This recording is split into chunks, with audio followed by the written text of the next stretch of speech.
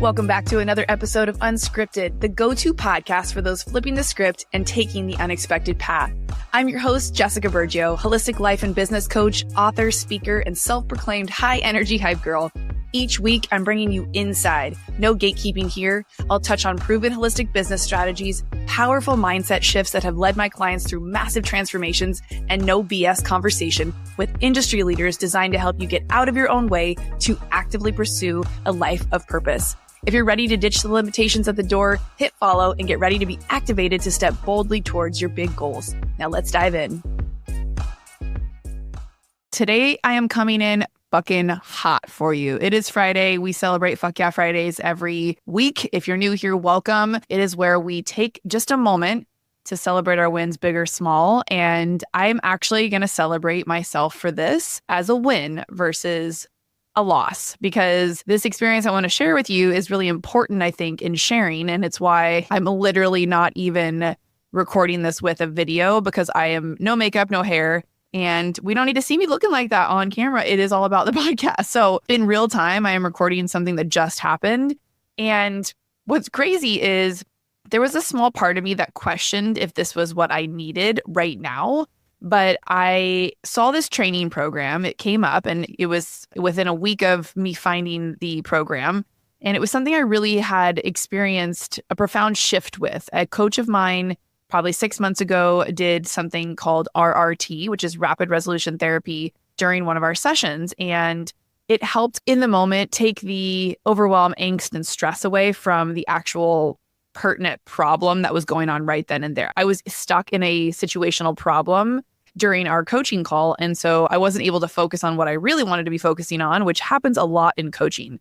We go to learn something or to be coached around a certain area, but then life happens. And we get on these coaching calls sometimes and we end up sharing things about our life or our business that maybe don't have the needle moving properties that we were hoping to sit down and work through, if that makes sense. And so I realized that this was happening for my clients in real time. And I knew that redirection was usually the path. Get them back on track, focus on the thing they came to me for.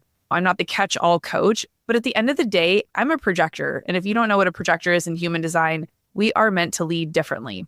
If you want to deep dive down into the human design realm, I can refer you out to a few different people, but I've had several readings and I've learned a ton about what it means to be a projector, and our energy is just different.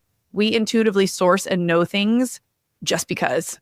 And it is something of a gift that I've had my whole life that I've never been able to understand. And I've always questioned it.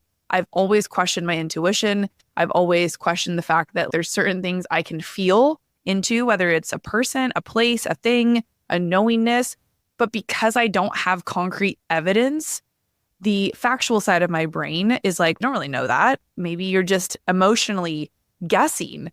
And so at 43 years old, I've really been honing in on the yeses and nos for me and what intuitively feels good and what doesn't. And so when this program came about, I had experienced something that was a game changer and helped shift my energy at the time.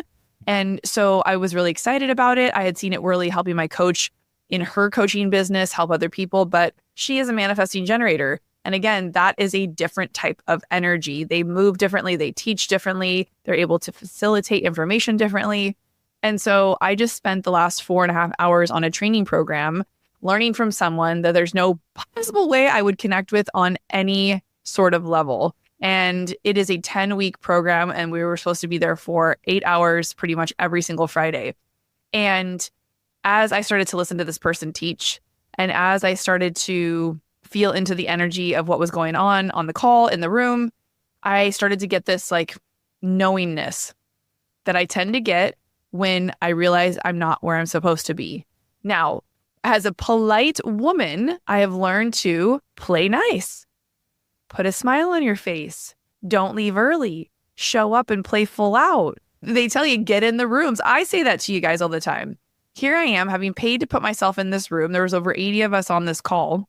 And I started to feel lost. And I started to feel like the style of teaching was not for me. Now, it could have been for 90% of the other people in the room, but I have to tell you, everybody's faces look like mine, a little bit confused. You may want a different result. You may be pissed at what's currently happening, but you know the quickest way to get over there, wherever there is, which is the place that is having you not be pissed off and happy, is to stop the bleeding.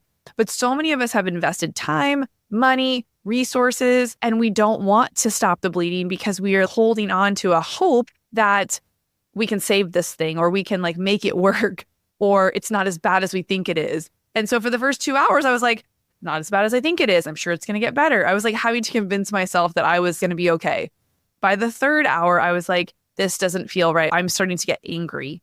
And then by the fourth hour, there was just some things said and the examples used in the teachings that I was offended by. And I was like, I get offended very easily.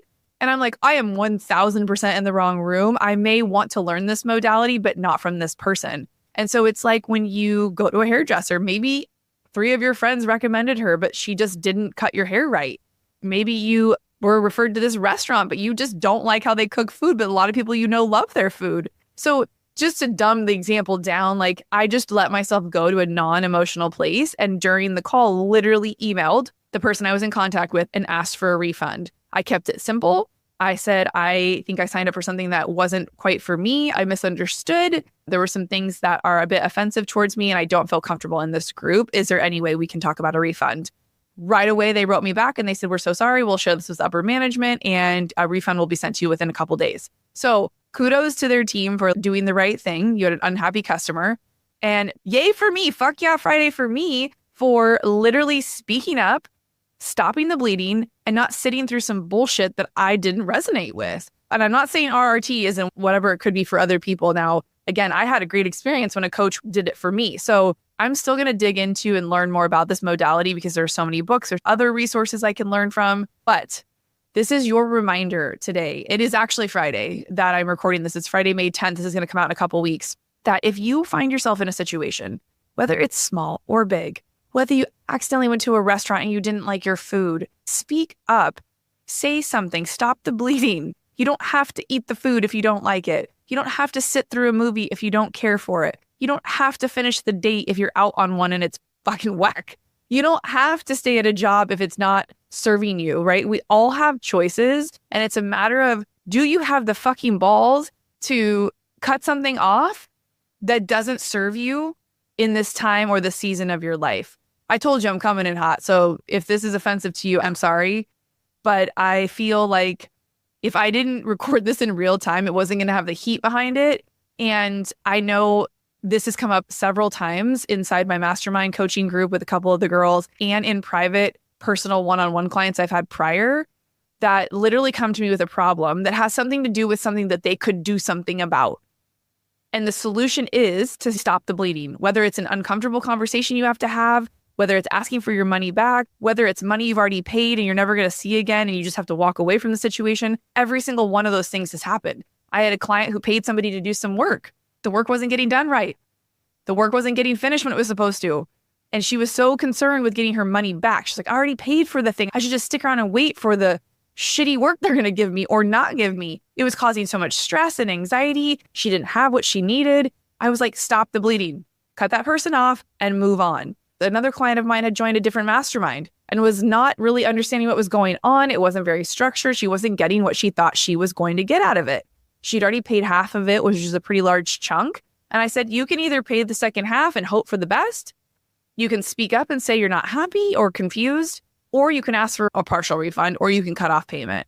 And it ended up being a very awkward conversation for both of them. But ultimately, they stopped the bleeding. Now they're in a better place and they're able to move on and keep thriving. When we sit in that bullshit, in that energy, it serves no one, especially you, especially me. I am super proud of myself today for being discerning around being like, nope, I am done checking out, moving on, going to create content, and reminding myself that I have what it takes to do what it is I want to do. Can we always be learning and growing? Yes. But with that in mind, what are some skills? What are some things that you already know intuitively that can help move the needle that maybe you don't need to be so codependent on other people?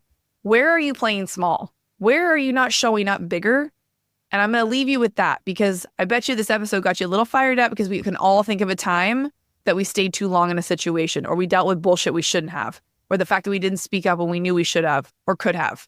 And in those instances, it makes you feel small. It makes you feel confused.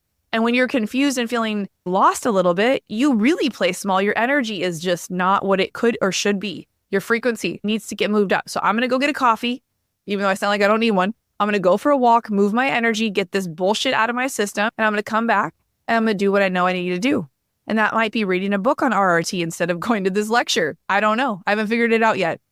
So this is your Friday reminder. I love you. I'm always here if you need anything. My one-to-one spots are open now. Depending on when this drops, we are just about to open up cart for the next round of Unscripted the Mastermind. We will be ending that about 5-month container with an in-person retreat in November. I love working with small, intimate groups. Right now, we currently have 7 women in the mastermind, which is the perfect number. So we'll probably open maybe 7, 8 spots. And I have a feeling a handful of the girls will be re-upping because staying close in these containers are just one of the most powerful things that you can do. I did an episode on this a few Fridays ago that dropped on May 10th. I just listened to it this morning, all around the things I wish I knew before I joined a mastermind. So if you're like, I don't know if I need to join a program, if I need to hire a coach, that episode will really help you. That episode was episode 298, What I Wish I Knew Before Joining a Mastermind. Always here to equip you with knowledge to make better decisions for yourself. Always here to hype you into doing the things you know you need to be doing. Always here to remind you that consistency is queen and that the more consistent you are, the more you keep showing up, the more you keep doing the damn thing, the better off you're going to be. Love you so much. We've got a few free resources down below in the show notes. If you are interested in starting a podcast, you can check out that resource. If you're kind of in the throes of, should I pivot? I don't know what else I should be doing. There are certain things that I'm thinking about moving into. Maybe I want to diversify my income. I have a great resource for you all around that, really monetizing your expertise and figuring out what the next step might be for you. So that's a great resource I got down there too. So let me know what you need from me and I'm happy to provide it. But just take care of yourself, celebrate your wins today, and I'll see you on the next episode of Unscripted.